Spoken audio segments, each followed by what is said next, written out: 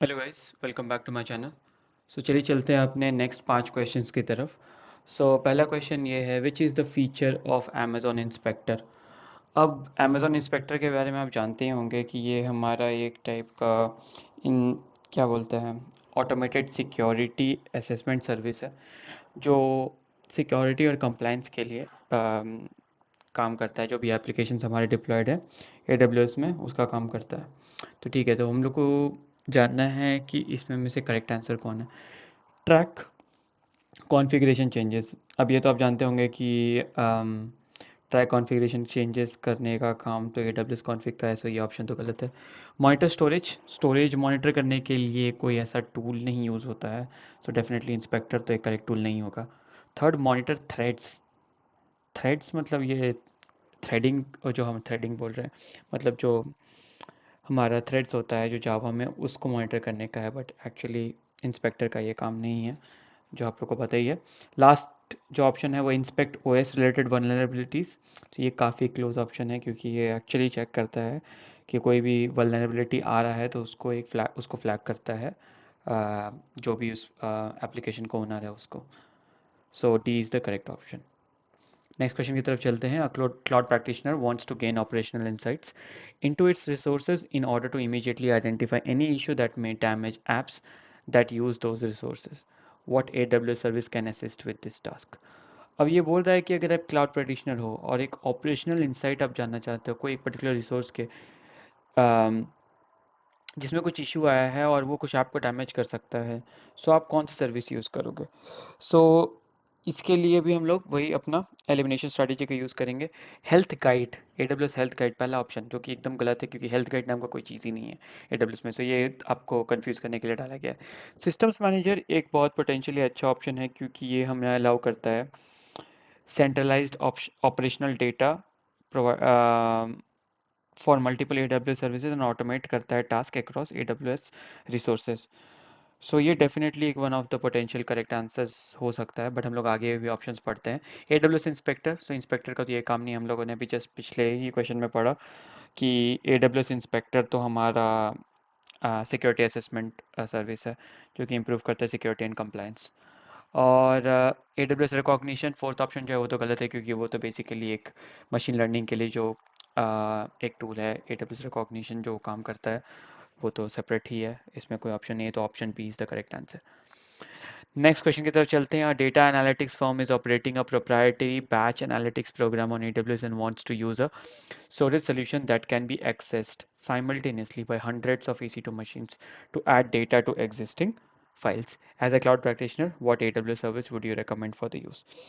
So इस question में ये कहा जा रहा है कि कोई एक डेटा एनालिटिक्स फर्म है, वो चाहता है कि उसके जो बहुत सारे जो EC2 मशीन्स है, लेट्स से 100, वो सारे 100 को एक ही साथ एक ही एक डेटा ऐड डेटा करना है एग्जिस्टिंग फाइल में।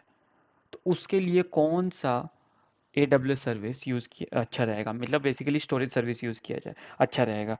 सो आप जानते होंगे कि अगर आपने इसके बारे में पढ़ा होगा तो ये इलास्टिक फाइल सिस्टम जो है वो हमारा पोटेंशियली करेक्ट ऑप्शन है, क्योंकि वो एक फाइल सिस्टम इंटरफेस प्रोवाइड करता है, और वो उसका एक इसके पास इतना पावर है कि वहाँ पर हम लोग मल्टीपल EC2 इंस्टेंस कनेक्ट होकर के उसको सर्विसेज प्रोवाइड कर सकता है। S3 यहाँ पर ऑप्शन नहीं होगा, क्योंकि S3 ऑब्जेक्ट स्टोरेज है, ठीक है। अ, और वो है क्या बोलते हैं उसमें, वो सपोर्ट नहीं करता है फाइल अपेंड करने का। यहाँ पे फाइल अपेंड करने की बात हो रही है, सो वो भी नहीं होगा। इंस्टेंस स्टोर भी यहाँ पर नहीं होगा, क्योंकि वो ब्लॉक लेवल स्टोरेज है। और स्टोरेज जो है आई इंस्टेंट स्टोर का, वो भी क्या बोलते हैं फिजिकल अटैच्ड होता है। So instant store volume cannot be access simultaneously by multiple EC2 नहीं कर सकता।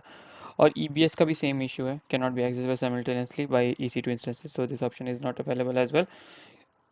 और उसमें ट्रांजैक्ट और जो हमारा क्या बोलते हैं EBS जो है वो ये भी नहीं है, क्या बोलते हैं एक्सेस नहीं किया जा सकता, क्योंकि वो ट्रांजैक्शन इंटेंसिव वर्कलोड नहीं एक्सेप्ट कर सकता है, या मतलब उसको वो झेल नहीं सकता basically. So option A correct answer होगा।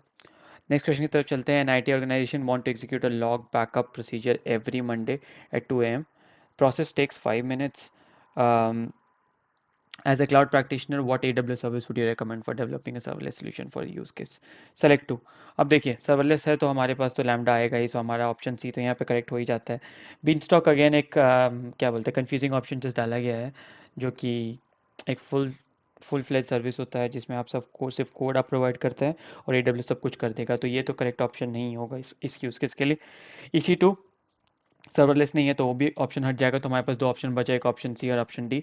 ऑप्शन डी भी करेक्ट होगा क्योंकि इवेंट ब्रिज हमें चाहिए, क्योंकि हमें एक पर्टिकुलर टाइम पे वो लॉग प्रोसेसिंग करना है।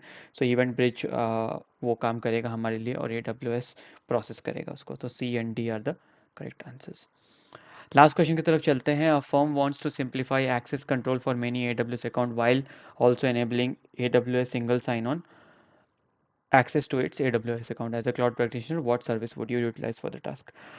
अब ये पूछ रहा है कि एक फर्म है जो अपना एक्सेस कंट्रोल को सिंप्लीफाई करना चाहता है, तो वो AWS single sign on feature use करना चाहता है। सो क्या सर्विस यूटिलाइज किया जाए इस काम को प्रोवाइड करने के लिए?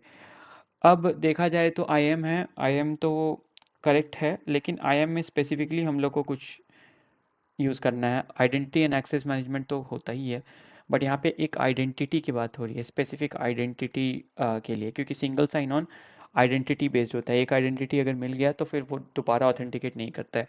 तो IAM तो करेक्ट है, लेकिन इसका एक स्पेसिफिकली हम लोग कुछ लोग कर रहे हैं, इसलिए IAM को अभी हम लोग साइड कर देते हैं। AWS कंट्रोल सेंटर का तो काम ही दूसरा है, वो तो कंट्रोल करने के लिए होता है कुछ कुछ चीज़ें, बट उसका कोई सिंगल साइन ऑन से कोई रिलेशन है ही नहीं। ऑप्शन सी की तरफ चलते हैं। IAM आइडेंटिफाई सेंटर, सॉरी मैंने ये एक्चुअली आइडेंटिटी होगा, उसमें मैंने आइडेंटिफाई लिख दिया है, सॉरी फॉर दैट। सो ये पोटेंशियली करेक्ट ऑप्शन लग रहा है, क्योंकि IAM आइडेंटिटी सेंटर जो है ना वो सक्सेसर है हमारा AWS सिंगल साइन ऑन का। पहले AWS सिंगल साइन ऑन करके ही ऑप्शन हुआ करता था, उसको चेंज करके IAM आइडेंटिटी सेंटर बनाया गया है। ठीक है, तो वो बिल्ड किया ही गया है ऑन टॉप ऑफ IAM, जैसा मैं कह रहा था ऑप्शन ए के लिए। वो सिंप्लीफाई हमारा करता है access management to multiple AWS account. सो बेसिकली ये बहुत ही करेक्ट ऑप्शन है यहाँ पर। और लास्ट ऑप्शन जो है, तो पोटेंशियली हम लोग अभी सी को करेक्ट मानेंगे, ठीक है।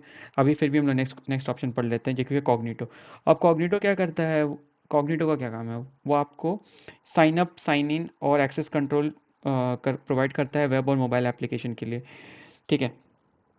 बट यहाँ पर जो बात हो रही है वो हो रही है सिंगल साइन ऑन की, ठीक है। सो ये जो है एक आइडेंटिटी मैनेजमेंट सोल्यूशन है, बट क्या बोलते हैं, ये सिंगल साइन ऑन में कहाँ पे काम नहीं आएगा, ठीक है। तो डेफिनेटली सबसे मोस्ट अप्रोप्रिएट ऑप्शन हो रहा है option C. So I hope आपको सारे क्वेश्चन समझ में आए होंगे और हमारे यूट्यूब प्लेलिस्ट के से ट्यून्ड रहें, ताकि मैं आपके लिए और भी क्वेश्चंस क्रिएट कर सकूँ। So thank you guys and I will see you in the next video.